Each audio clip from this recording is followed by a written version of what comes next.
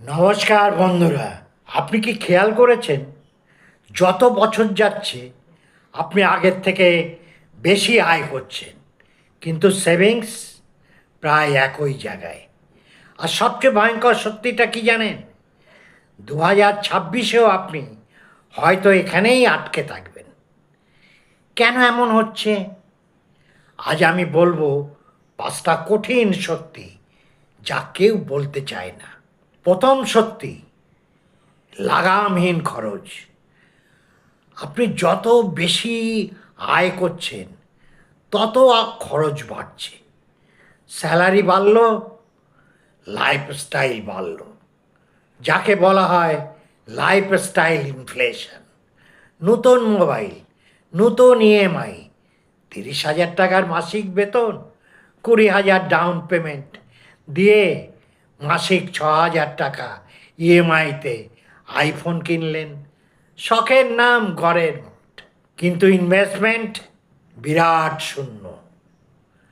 দ্বিতীয় সত্যি, দেখনদারি, show off. আপনি নিজেকে ধনী দেখাতে চাইছেন, ধনী হতে না।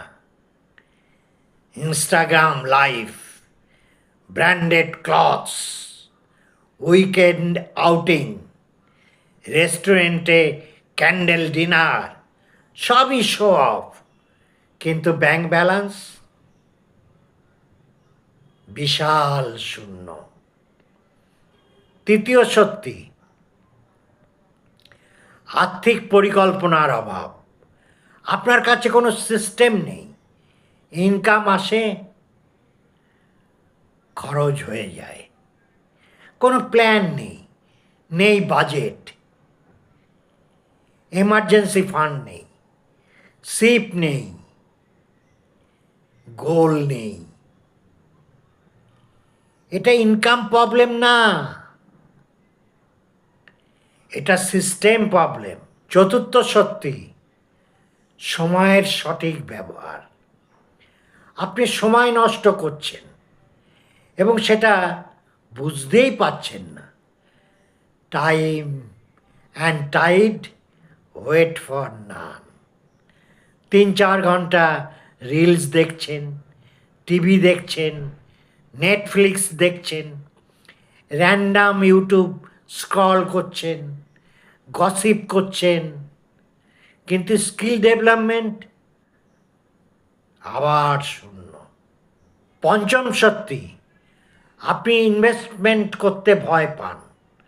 মার্কেট রিস্কি, লস হয়ে যাবে। বড়রা বলেছে শেয়ার মার্কেট মানে জুয়া খেলা। বস্তা পচা মিথে বিশ্বাস করেন, এইভাবে স্ট্যাগন্যান্ট হয়ে যাচ্ছে।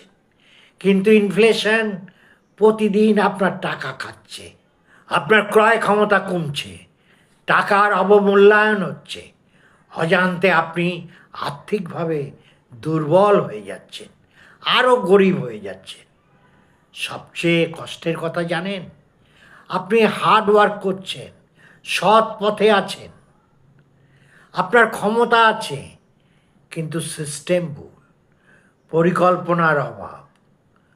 সমাধান কি? 3টে সহজ সূত্র কামাল করতে পারে, আপনার জীবনে নতুন সূর্যোদয় ঘটাতে পারে। প্রথম, ইনকামের 20% আগে সেভ করুন, তারপর সংসারের অন্য খরচ। সঞ্চয়ের সাথে কোনো আপোষ নয়। Income minus savings equal to expenses. এই সূত্রটা গীতা, কোরআন, বাইবেলের মতো মেনে চলুন। পুরাতন সূত্র, income minus expenses equal to savings, চিরতরে ভুলে যান। কোনো দিন খরচ করার পরে আর আপনার মতো সাধারণ মানুষের কোনো উদ্বৃত্ত থাকবে না, অতএব সেভিংস হবে না। দ্বিতীয়, সিপ শুরু করুন, মানে সিস্টেমেটিক ইনভেস্টমেন্ট প্ল্যান। যত স্মল অ্যামাউন্ট হলেও কম্পাউন্ডিংয়ের শক্তিকে জানুন। চক্রবৃদ্ধি টাকাকে রকেটের গতিতে বাড়িয়ে দিতে পারে। তৃতীয়, স্কিল বিল্ড করুন ইনকাম গ্রো করার জন্য। সময়ের সাথে তাল মিলিয়ে নিজের দক্ষতা বৃদ্ধি করুন ও নিজেকে চাকরির বাজারে প্রাসঙ্গিক রাখুন। আত্মতৃপ্তি ঝেড়ে ফেলুন। কমপ্লেসেন্সি এগিয়ে যাবার পথে সবচেয়ে বড় বাধা। মনে রাখবেন, এটা কমপ্লিকেটেড না, কনসিস্টেন্সি দরকার। ডিজায়ার মানে আত্মশক্তি দরকার।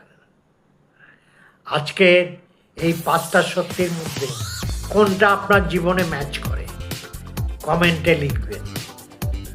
আর যদি আপনি মিডল ক্লাস ট্র্যাপ থেকে বেরোতে চান, তবে এই চ্যানেলটা আপনাকে সাবস্ক্রাইব করতেই হবে। আজকে এখানেই শেষ করছি। আবার আসবো নতুন একটা ভিডিও নিয়ে।